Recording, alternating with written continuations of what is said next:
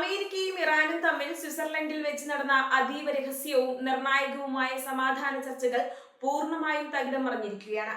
ഇരു രാജ്യങ്ങളും തമ്മിലുള്ള നയതന്ത്ര ബന്ധങ്ങളിൽ വലിയൊരു വഴിത്തിരിവാകുമെന്ന് പ്രതീക്ഷിച്ചിരുന്ന ഈ ചർച്ചകൾ അപ്രതീക്ഷിതമായി തടസ്സപ്പെടാൻ കാരണം അമേരിക്കൻ പ്രസിഡന്റ് ഡൊണാൾഡ് ട്രംപിന്റെ ഇടപെടലാണെന്ന ഗുരുതരമായ ആരോപണമാണ് ഇപ്പോൾ ഉയർന്നു വന്നിരിക്കുന്നത്. മിഡിൽ ഈസ്റ്റിൽ നിന്നുണ്ടാകുന്ന പുതിയ സംഭവ വികാസങ്ങളുടെ പശ്ചാത്തലത്തിൽ ഇറാനെതിരെ ട്രംപ് ഉയർത്തിയ കടുത്ത മുന്നറിയിപ്പാണ് ചർച്ചകളുടെ അന്തരീക്ഷം പൂർണ്ണമായും വഷളാക്കിയത്. നയതന്ത്ര തലത്തിൽ ഏറെ പ്രാധാന്യമർഹിക്കുന്ന ഈ കൂടിക്കാഴ്ച പെട്ടെന്ന് തന്നെ നിർത്തിവെക്കേണ്ടി വന്ന സാഹചര്യം രാജ്യാന്തര തലത്തിൽ വലിയ ചർച്ചകൾക്ക് തുടക്കമിട്ടിട്ടുണ്ട്.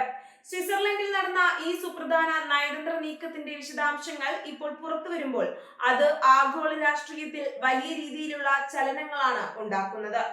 US പ്രതിനിധികളും ഇറാൻ പ്രതിനിധികളും നേരിട്ടും അല്ലാതെയും സംസാരിക്കുന്നതിനായി ഒരുക്കിയ ഈ വേദിയിൽ ഇരുവിഭാഗവും തമ്മിൽ ആദ്യഘട്ടത്തിൽ ചർച്ചകൾ ആരംഭിച്ചിരുന്നു. എന്നാൽ ഒന്നാം ഘട്ട ചർച്ചകൾ അവസാനിച്ചതിന് തൊട്ടു പിന്നാലെയാണ് നാടകീയമായ തിരിവുകൾ ഉണ്ടായത്. ലെബനനിലെ നിലവിലെ ആഭ്യന്തര പ്രശ്നങ്ങളും അവിടെ ഇറാന്റെ പിന്തുണയോടെ പ്രവർത്തിക്കുന്ന ശക്തികളുടെ നീക്കങ്ങളും ചൂണ്ടിക്കാണിച്ച് ഡൊണാൾഡ് ട്രംപ് ടെഹ്റാനെതിരെ പരസ്യമായി ഭീഷണി മുഴക്കുകയായിരുന്നു. ഇത് ചർച്ചകളിൽ പങ്കെടുത്തുകൊണ്ടിരുന്ന ഇറാൻ പ്രതിനിധികളെ വല്ലാതെ പ്രകോപിപ്പിച്ചു.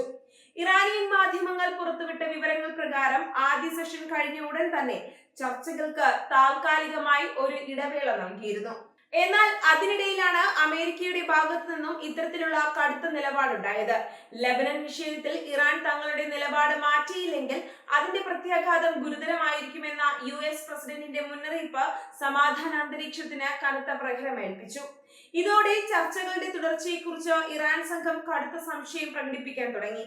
പരസ്പര ബഹുമാനമില്ലാത്ത ഒരു ചർച്ചയുമായി മുന്നോട്ടു പോകാൻ തങ്ങൾ തയ്യാറല്ലെന്ന നിലപാടിലേക്ക് അവർ അതിവേഗം എത്തിച്ചേരുകയാണ് ഉണ്ടായത്. ഈ നയതന്ത്ര ചർച്ചകളിൽ വെറുമൊരു മധ്യസ്ഥരായി മാത്രമല്ല ഖത്തറും പാകിസ്ഥാനും പങ്കെടുത്തിരുന്നത്.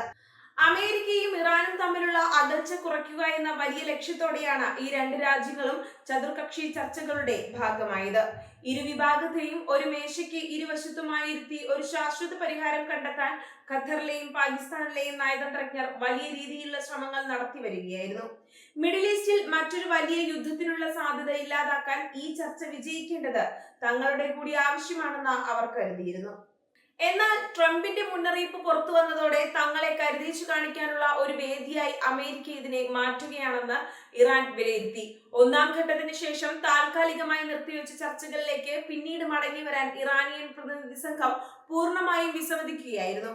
അമേരിക്ക പങ്കാളിയാകുന്ന ഒരു ചർച്ചയിലും ഇനി തങ്ങൾ ഭാഗമാകില്ലെന്ന് അവർ കടുത്ത ഭാഷയിൽ വ്യക്തമാക്കി. ട്രംപിന്റെ ഭാഗത്തു നിന്നുണ്ടായ പെരുമാറ്റം ചർച്ചകളുടെ അടിസ്ഥാന തത്വങ്ങൾക്ക് വിരുദ്ധമാണെന്ന് ഇറാൻ ചൂണ്ടിക്കാണിച്ചു. ചർച്ചകൾ പൂർണ്ണമായും പരാജയപ്പെടുന്ന ഒരവസ്ഥയിലേക്ക് കാര്യങ്ങൾ നീങ്ങിയപ്പോൾ ഖത്തറും പാകിസ്ഥാനും സജീവമായി രംഗത്തിറങ്ങി. ഇറാന്റെ പ്രതിനിധികളോട് നിലപാട് മയപ്പെടുത്തണമെന്നും ചർച്ചാമേശയിലേക്ക് മടങ്ങി വരണമെന്നും അവർ ആവർത്തിച്ച് ആവശ്യപ്പെട്ടു. നയതന്ത്ര ചർച്ചകളിൽ ഇത്തരം തടസ്സങ്ങൾ സ്വാഭാവികമാണെന്നും എന്നാൽ അത് പൂർണ്ണമായി ബഹിഷ്കരിക്കുന്നത് സ്ഥിതിഗതികൾ കൂടുതൽ വഷളാക്കുമെന്നും അവർ ഇറാനെ ബോധ്യപ്പെടുത്താൻ ശ്രമിച്ചു. ഖത്തറിന്റെയും പാകിസ്ഥാന്റെയും ഉന്നത ഉദ്യോഗസ്ഥർ ഇറാൻ വിദേശകാര്യ മന്ത്രാലയവുമായി നേരിട്ട് ബന്ധപ്പെട്ട് സമ്മർദ്ദം ചെലുത്തിയതായും റിപ്പോർട്ടുകളുണ്ട്. പക്ഷേ മധ്യസ്ഥ രാജ്യങ്ങളുടെ എല്ലാവിധ അഭ്യർത്ഥനകളെയും അപേക്ഷകളെയും ഇറാൻ പൂർണ്ണമായും തള്ളിക്കളയുകയാണ് ചെയ്തത്. അമേരിക്ക തങ്ങളെ ഭീഷണിപ്പെടുത്തിക്കൊണ്ട് ചർച്ച നടത്താൻ വരുന്നത് അംഗീകരിക്കാൻ കഴിയില്ലെന്ന ഉറച്ച തീരുമാനത്തിലായിരുന്നു അവർ. പാകിസ്ഥാന്റെയും ഖത്തറിന്റെയും നയതന്ത്രജ്ഞർ എത്രയൊക്കെ അനുനയ ശ്രമങ്ങൾ നടത്തിയിട്ടും ഇറാൻ സംഘം തങ്ങളുടെ നിലപാടിൽ നിന്ന് ഒരടി പോലും പിന്നോട്ട് പോയില്ല. അമേരിക്കയുടെ സാന്നിധ്യമുള്ള ചതുർകക്ഷി ചർച്ചകളിലേക്ക് ഇനി തങ്ങളില്ലെന്ന് പ്രഖ്യാപിച്ചുകൊണ്ട് അവർ ചർച്ചാ ഹാളിൽ നിന്ന് നാടകീയമായി ഇറങ്ങിപ്പോവുകയായിരുന്നു. ലെബനനിലെ രാഷ്ട്രീയ സൈനിക സാഹചര്യങ്ങളെ ചൊല്ലിയാണ് ട്രംപ് ഇറാനെ ലക്ഷ്യം വെച്ചത്. ലെബനനിൽ ഇറാൻ നടത്തുന്ന ഇടപെടലുകൾ മേഖലയുടെ സുസ്ഥിരത തകർക്കുന്നുവെന്നാണ് വാഷിംഗ്ടണിന്റെ വാദം. എന്നാൽ തങ്ങളുടെ പരമാധികാരത്തിലും പ്രാദേശിക നയങ്ങളിലും ഇടപെടാൻ അമേരിക്കയ്ക്ക് എന്ത് അവകാശമാണുള്ളതെന്നാണ് ഇറാൻ ചോദിക്കുന്നത്.